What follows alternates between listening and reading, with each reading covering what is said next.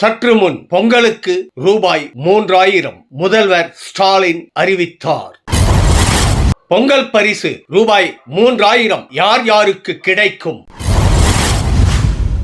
அன்பு தமிழ் நெஞ்சங்களுக்கு மெர்சல் கெலாட்டாவின் அன்பு வணக்கம். வாங்க இன்றைய காணொளி இதோ.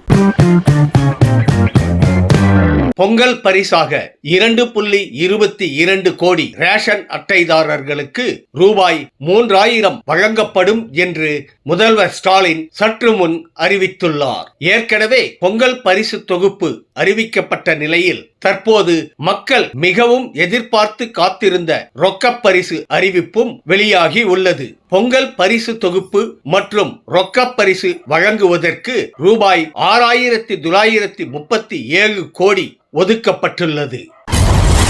பொங்கல் பரிசு தொகுப்புடன் ரொக்கம் ரூபாய் 3000 வழங்கப்படும் என முதல்வர் ஸ்டாலின் அறிவித்துள்ளார். 2,22,91,710 அரிசி குடும்ப அட்டைதாரர்களுக்கும் இலங்கை தமிழர் மறுவாழ்வு முகாம்களில் உள்ள குடும்பங்களுக்கும் பொங்கல் பரிசு தொகுப்பு கிடைக்கும் எனவும் தெரிவிக்கப்பட்டுள்ளது. மேலும் இதற்கான டோக்கன்கள் இன்று ரேஷன் கடைகளுக்கு சென்றடைய உள்ள நிலையில் நாளை முதல் வீடு வீடாக டோக்கன்கள் விநியோகிக்கப்பட உள்ளன.